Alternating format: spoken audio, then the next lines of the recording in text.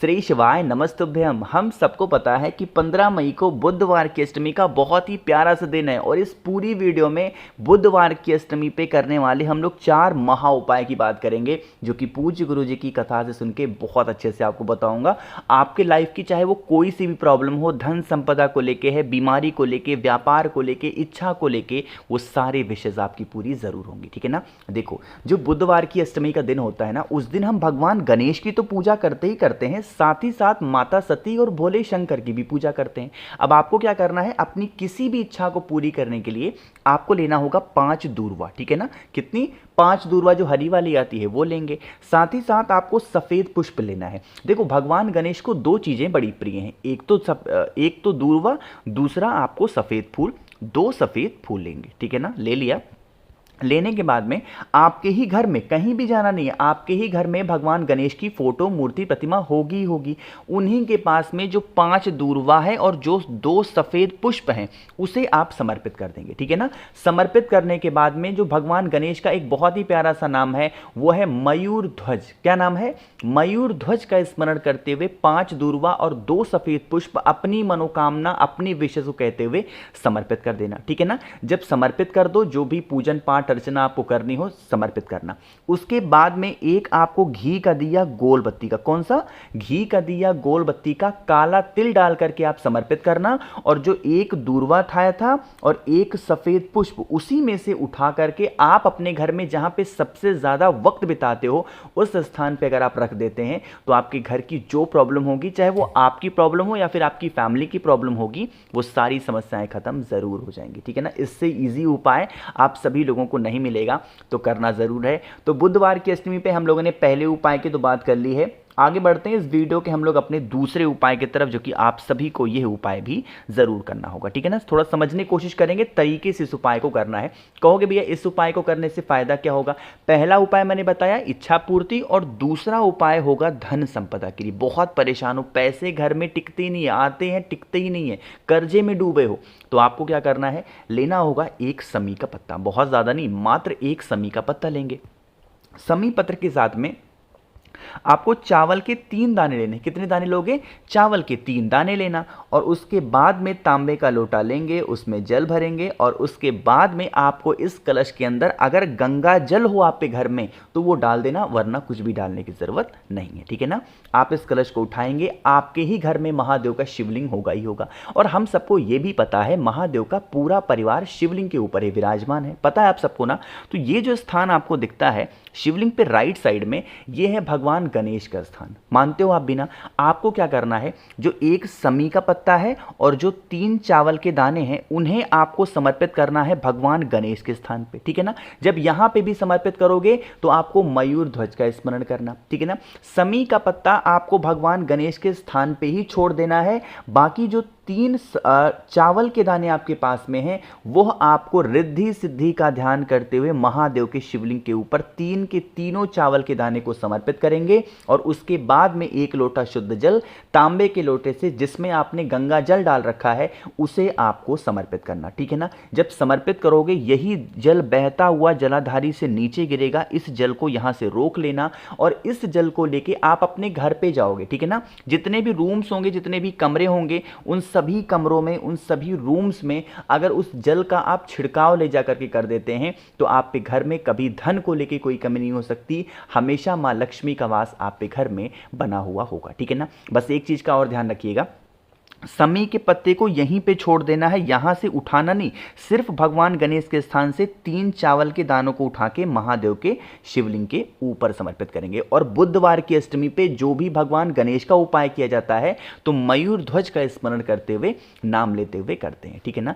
चलिए, तो 2 उपाय की बात कर ली है, बहुत ईजी, बहुत ज्यादा आसान से थे। आगे बढ़ लेते हैं अब इस वीडियो के हम लोग अपने तीसरे उपाय की तरफ। तीसरा उपाय आपको 2 चीजों में काम आएगा। अब वो 2 चीजें कौन सी हैं, कहां पे काम आएगा, इसकी बात बात हम तब करेंगे जब आप करोगे वीडियो को लाइक। और मेरे जो भी भाई बहन आवाज़ मेरी पहली बार सुन रहे हैं, आज पहली बार चैनल पे आ गए हैं, तो जल्दी से चैनल को सब्सक्राइब करिएगा, ठीक है ना।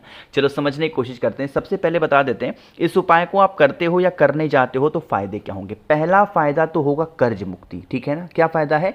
पहला फायदा कर्ज मुक्ति, और दूसरा फायदा है क्रोध को लेकर के। कोई भी इंसान आपके घर का है, आपके बच्चे हैं, आपकी वाइफ है, आपके हस्बैंड हैं, पेरेंट्स हैं, कोई भी है घर का, जो बिन मतलब घर में चिल्लाने का काम है, उनका टोकने रोकने का काम है, बहुत ज़्यादा शक करने की बीमारी है, तो आप इस उपाय को करिएगा, ठीक है ना। उसके लिए हमें दो चीज़ों की ज़रूरत है। पहली तो चीज़ है, आपको कमल गट्टा लेना है। अब कर्ज मुक्ति का उपाय है तो कमल गट्टा तो लेना ही लेना है, तो एक कमल गट्टा ले लेना।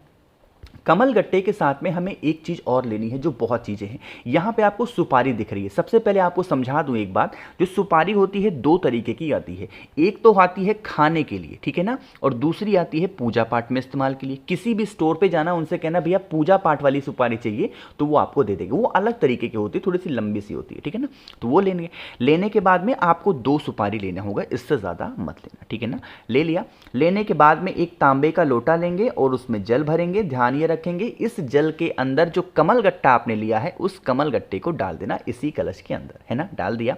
अब आपको जो 2 सुपारी लिया है ना, उसे नहीं डालना, सिर्फ कमल गट्टे को ही डालना है। इसे लेकर के पहुंच जाएंगे महादेव के शिवलिंग के पास में। कोशिश करेंगे आप ऐसे महादेव के शिवलिंग के पास जाएं, चाहे मंदिर में कर रहे हो फिर घर पे कर रहे हो, जहां पे माता सती भी विराजमान हो। अब साथ में ही जरूरी नहीं हो, कहीं पे भी मंदिर में माता सती की फोटो, मूर्ति, प्रतिमा होनी चाहिए, ठीक है ना, चाहे आपके घर पे ही। आपको क्या करना है, सबसे पहला काम करेंगे, 1 लोटा शुद्ध जल तांबे के लोटे से चंपेश्वर महादेव, फिर से बोल रहा हूं, नाम को नोट करिएगा, चंपेश्वर महादेव के नाम से 1 लोटा जल कमल गट्टे वाला महादेव के शिवलिंग के ऊपर समर्पित करेंगे। साथ ही साथ यह कामना करेंगे कि हमारे घर में इस तरीके से कर्ज की समस्या बढ़ रही है, हे शिव शंभू, हे भोलेनाथ, आप हमारे घर से इन समस्याओं को दूर करें। बात आ रही क्या समझ में? तो ये तो काम हो गई कर्ज मुक्ति की। अब आपके पास में जो 2 सुपारी है ना, जल समर्पित करने के बाद में जो 2 सुपारी होगी, एक सुपारी तो महादेव के शिवलिंग के ऊपर कहीं पे भी जहां पे आपका मन करे वहां पे रख देना। जो दूसरी सुपारी होगी, जो मैंने आपको बताया, माता सती की कोई भी फोटो, मूर्ति, प्रतिमा आपके घर में हो या फिर मंदिर में हो, वहां पे ले जा करके आप उन दोनों सुपारियों को समर्पित कर सकते हैं। यकीन मानिए, अगर एक सुपारी महादेव को और एक सुपारी माता सती को आपने समर्पित कर दिया, उस इंसान का नाम और गोत्र बोल करके, जो भी इंसान आप पे घर में है, बहुत क्रोध, बहुत गुस्सा करने वाला है, तो उसकी जो हैबिट होगी गुस्सा करने की, वो धीरे धीरे करके खत्म जरूर हो जाएगी, ठीक है ना। भूलना किसी को भी नहीं है, जरूर करना इस उपाय को। और हाँ, एक छोटी सी बात, काफी ज्यादा लोग पूछेंगे कि भैया जो सुपारी होगी अगर हम घर पे चढ़ा रहे हैं तो बाद में सुपारी का हम क्या करें? तो बाद में सुपारी को उठा करके किसी मंदिर में ले जा करके रख दीजिएगा, क्योंकि गुस्से का ये उपाय है, तो गुस्से वाली चीजें घर में नहीं रखी जाती है ना। चलो भाई, तो यहां पे 3 उपाय की तो बात हमने कर ली है। आगे बढ़ लेते हैं इस वीडियो के सबसे आखिरी और बहुत ही ज्यादा छोटे से उपाय की। एक छोटी सी बात आपसे और कहना चाहूंगा, अभी तक अगर आपने वीडियो को शेयर नहीं किया है तो मैक्सिमम लोगों तक शेयर भी करिएगा, ठीक है ना। चलो समझते हैं। अब यहां पे सबसे पहले बात कर लेते हैं इस आखिरी उपाय की, बेनिफिट क्या होने वाले हैं, फायदे क्या होने वाले हैं। मैंने आपको बताया था कि पहला उपाय था इच्छा पूर्ति, दूसरा उपाय धन संपदा, तीसरा उपाय गुस्सा। अब ये जो चौथा उपाय है, ये भी होगा पैसों को लेकर। किसको लेकर के? पैसे की। आपके घर में बहुत सारे पैसे हो, अब इतने पैसे हो जाएं कि आप अपनी सारी जरूरतों को पूरा कर सकें, उसके लिए उपाय करेंगे। आपको लेना होगा एक बेलपत्र, बहुत ही प्यारी से सुंदर सी एक बेलपत्र लेंगे, ठीक है ना। बेलपत्र को लेने के बाद में तांबे का लोटा लेंगे, उस तांबे के लोटे में जल भरेंगे। ध्यान ये रखना होगा कि जो एक बेलपत्र आपने लिया है, उस बेलपत्र पर किसी भी लाल चंदन से या फिर रोली कुमकुम से एक श्री का निर्माण करना है, यानी कि श्री लिखना होगा। सिर्फ एक ही बेलपत्र लेनी है और उस पर इस तरीके से श्री लिखना है। श्री किसका प्रतीक होता है? माँ लक्ष्मी का, इसीलिए हम श्री लिख रहे हैं, ठीक है ना। बेलपत्र लेना, तांबे के लोटे में तो जल ले ही लिया है, अब पहुंच जाना महादेव के शिवलिंग के पास में, ठीक है ना। कौन सा दिन है? बुधवार की अष्टमी का। तो ये जो स्थान है किसका है? भगवान गणेश का। अरे है कि नहीं है? है ना। तो आपको यहीं पे भगवान गणेश के स्थान पे ही आपको जो एक मैंने आपको दिखाया है उसको आपको यहाँ पे समर्पित करना है। थोड़ा सा तरीका समझिएगा, जो बेलपत्र होगी वो आपको जिस तरफ आपने श्री लिखा हुआ है ना, वो आपको शिवलिंग को टच होना चाहिए। ऐसा नहीं होना चाहिए कि आप श्री वाला पोर्शन ऊपर हो, नहीं, ऐसे टच करा देना और फिर एक लोटा शुद्ध जल तांबे के लोटे से श्री शिवाय नमस्तुभ्यम का जप करते हुए समर्पित करेंगे। जल को चढ़ाने के बाद में जो यहाँ पे आपने बेलपत्र को समर्पित किया था उसे उठा लेना, उसे लेके आप अपने घर पे जाएंगे जहां पे रुपए पैसे रखते हैं, और उस श्री वाली एक बेलपत्र को रिद्धि सिद्धि के नाम से अगर बुधवार की अष्टमी पे आप अपने घर में रख देते हैं तो आप पे घर में कभी धन को लेके कोई कमी नहीं हो सकती। हमेशा मां लक्ष्मी का वास आप पे घर में बना रहेगा, ठीक है ना। तो जो सबसे ज्यादा 4 फेमस उपाय थे बुधवार की अष्टमी पे, उसकी बात हमने कर ली है। तो वीडियो पसंद आई है तो लाइक करिएगा, कुछ पूछना है नहीं समझ में आया तो नीचे कॉमेंट सेक्शन में पूछ सकते हैं। बाकी मेरे जितने भी भाई बहन आवाज मेरी पहली बार सुन रहे हैं, चैनल को सब्सक्राइब करिएगा और वीडियो को लाइक सभी को करना है। हाँ, छोटी सी बात और, अगर फोन पे बातें करनी है तो आप हमें इंस्टाग्राम या फेसबुक पे फॉलो करें, सर्च करिएगा द नेचुरल प्लैनेट 108। श्री शिवाय नमस्तुभ्यम।